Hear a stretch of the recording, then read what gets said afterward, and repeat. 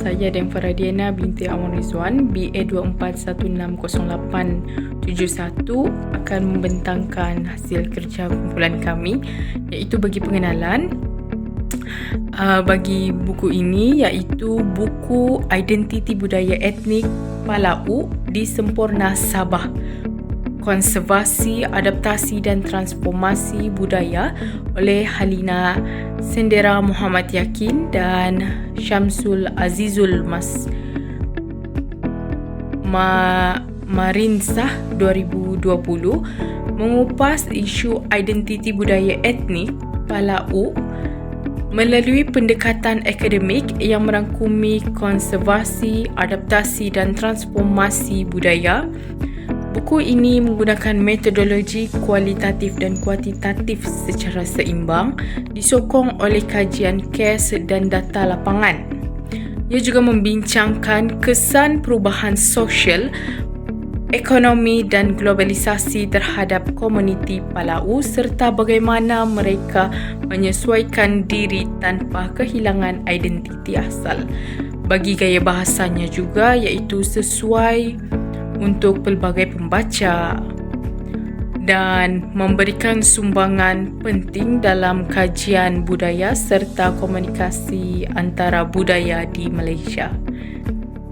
Itu sahaja daripada saya. Terima kasih. Seterusnya terdapat beberapa objektif kajian yang dilakukan dalam kajian ini. Yang pertama sekali, kajian ini bertujuan untuk meneliti dan memahami isi kandungan buku Identiti Budaya Etnik Pulau di Sempurna Sabah, termasuk dari berbagai sudut, termasuklah maklumat umum penerbitan, format penyampaian, serta pandangan penulis terhadap isu-isu berkaitan budaya dan transformasi etnik pulau. Objektif kajian yang kedua ialah kajian ini bertujuan untuk menelpasti dan menguraikan 5 konsep utama yang terkait rapat dalam komunikasi antara budaya yang diketengahkan dalam buku tersebut. Konsep-konsep ini merangkumi aspek seperti adaptasi budaya, identiti etnik, pertemuan budaya, serta peranan komunikasi dalam proses perubahan sosial. Objektif kajian yang ketiga pula ialah kajian ini ingin mengaplikasikan kefahaman tentang konsep-konsep tersebut ke dalam konteks yang lebih luas dengan melihat kepada etnik atau kaum yang lain yang turut mengalami penghijraan. Perbincangan ini akan merangkumi latar belakang komuniti yang dipilih, proses akulturasi yang berlaku, serta strategi-strategi yang digunakan oleh komuniti tersebut untuk menyesuaikan diri dalam persekitaran baru dari sudut komunikasi dan budaya. Jeffrey akan membentangkan ulasan buku bertajuk Identiti Budaya Etnik Palau di Sempurna Sabah, Konservasi, Adaptasi dan Transformasi Budaya, hasil tulisan Halina Sendera Muhammad Yakin dan Syamsul Azizul Marinsah, yang diterbitkan oleh Universiti Malaysia Sabah pada tahun 2020. Buku ini memberi tumpuan kepada masyarakat etnik Palau, yaitu komuniti bajau laut yang tinggal di kawasan maritim Sempurna. Penulis mengupas isu konservasi budaya, tradisi, adaptasi kepada perubahan semasa termasuk pendidikan dan teknologi, serta cabaran dalam aspek transformasi budaya, khususnya isu kewarganegaraan dan tekanan globalisasi. Salah satu aspek penting yang diketengahkan ialah kekangan dalam penghayatan agama Islam akibat lokasi terpencil dan kurangnya akses pendidikan agama. Dari sudut kekuatan yang dilihat dari buku ini, ia sangat bernilai kerana menggunakan pendekatan kualitatif lapangan yang terperinci serta menggunakan jadwal, carta dan foto. Namun begitu, istilah akademik yang digunakan mungkin agak sukar difahami oleh pembaca umum, dan kajian terhad hanya kepada etnik Palau sahaja, tanpa membandingkan dengan etnik maritim yang lain. Secara keseluruhannya, buku ini wajar dijadikan sumber penting dalam kajian budaya minoriti di Malaysia, khususnya dalam bidang pembangunan dan sosio-budaya komuniti maritim. 5 konsep identiti budaya etnik Palau di Sempurna Sabah. Yang pertama ialah identiti budaya. Identiti budaya ini dan merujuk kepada ciri-ciri unik seperti bahasa, kepercayaan, adat dan amalan sosial.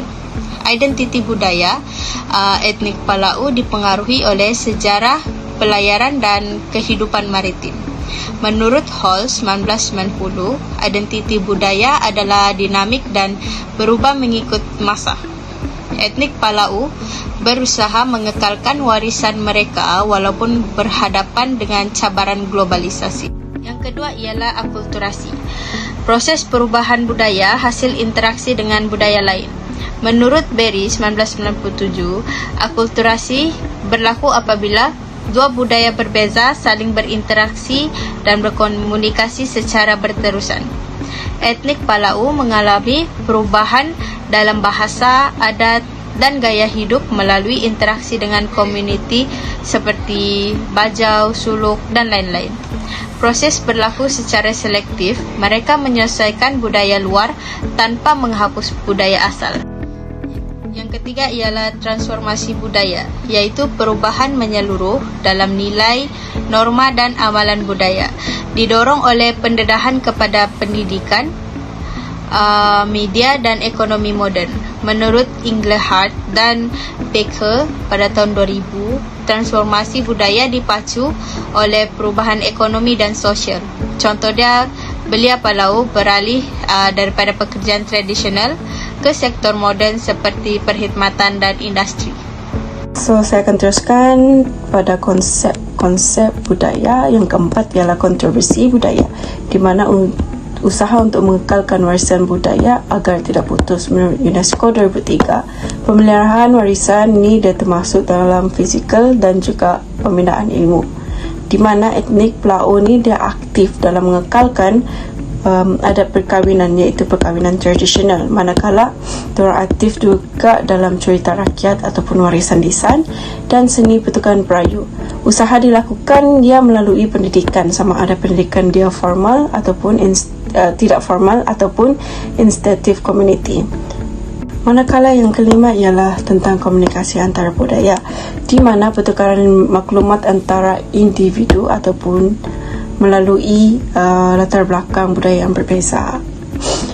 Menurut si Gudaya Kunz dan Kim 2003, budaya ini dia memerlukan kecekapan dan memahami norma dan nilai budaya lain. Okay. Sebagai contoh, etnik Palau dia perlu menyesuaikan gaya komunikasi budaya antara sosial, di mana kecekapan ini perlu agar ia dapat mewujudkan keharmonian dan juga kukuh kedudukan sosial dalam masyarakat yang majmuk. Saya Gauri Sri Shashi. Hari ini saya akan bentang tentang aplikasi kajian. Latar belakang kaum Rohingya merupakan etnik Islam dari Rakhine, Myanmar yang berdepan penindasan dan dinafikan kewarganegaraan sejak tahun 1982. Penganiayaan menyebabkan penghijraan besar-besaran ke negara jiran termasuk Malaysia. Bermula sekitar tahun 1980-an di Malaysia. Mereka tinggal secara tidak sah tanpa dokumentasi rasmi dan membentuk komuniti tertutup. Dan proses akulturasi kaum Rohingya ini menyesuaikan diri melalui pelbagai cara sambil mengekalkan identiti asal. Contohnya, daripada segi bahasa Melayu digunakan untuk komunikasi harian, tetapi bahasa Rohingya masih dipelihara dalam komuniti mereka. Agama dan adat kaum Rohingya. Sebagai Muslim, mereka mudah menyesuaikan ibadah di Malaysia, namun masih mengekalkan adat perkahwinan dan tradisi makanan sendiri dalam kalangan kaum mereka. Dan cara pakaian kaum Rohingya pula, gaya tempatan seperti baju kurung dan tudung diadun dengan pakaian tradisional seperti longi. Seterusnya, pendidikan dalam kalangan kaum Rohingya, anak-anak belajar di pusat komuniti dan NGO kerana akses kepada sekolah kerajaan terhad disebabkan oleh dorang tidak ada dokumentasi rasmi. Assalamualaikum dan salam sejahtera. Nama saya Khairul Syamil Ahmad, nomor matriks BB231-60969. Seterusnya saya akan membentangkan tentang aplikasi kajian di mana kaum Rohingya di Malaysia merupakan contoh kuat bagaimana komuniti minoriti ini berjuang untuk mengekalkan identiti sambil menyesuaikan diri dengan persekitaran yang baru. Mereka bukan sahaja sekadar pelarian, tetapi merupakan lambang ketahanan budaya dan juga penyesuaian manusia dalam dunia yang mencabar ini.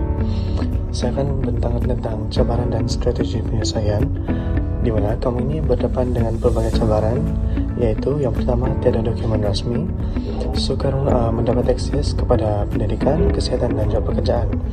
Seterusnya, mereka juga didiskriminasi melalui sosial yang menyebabkan mereka mewujudkan komuniti yang tertutup. Dan juga mereka merupakan identiti budaya yang baharu yang sering berubah, di mana mereka lahir di Malaysia tetapi tidak mempunyai status yang sah.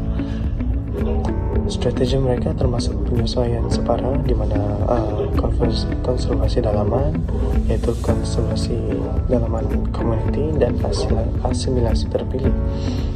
Seterusnya merupakan kesepakatan dengan kajian asal, yaitu kaum Palau di Semporna, di mana kaum Rohingya sesuai menggantikan sampel etnik Palau kerana kedua kaum ini mengalami perubahan budaya akibat penghijrahan.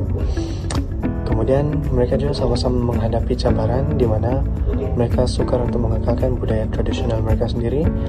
Dan akhir sekali proses konservasi, adaptasi dan transformasi budaya berlaku secara Bagi rumusannya pula, iaitu buku ini menekankan kepentingan memelihara identiti budaya komuniti minoriti seperti etnik Palau melalui konservasi dan adaptasi yang seimbang dalam menghadapi cabaran globalisasi yang membuktikan bahawa budaya adalah entiti hidup yang sentiasa berubah dan pemeliharaan identiti memerlukan usaha bersepadu antara komuniti, kerajaan dan masyarakat umum.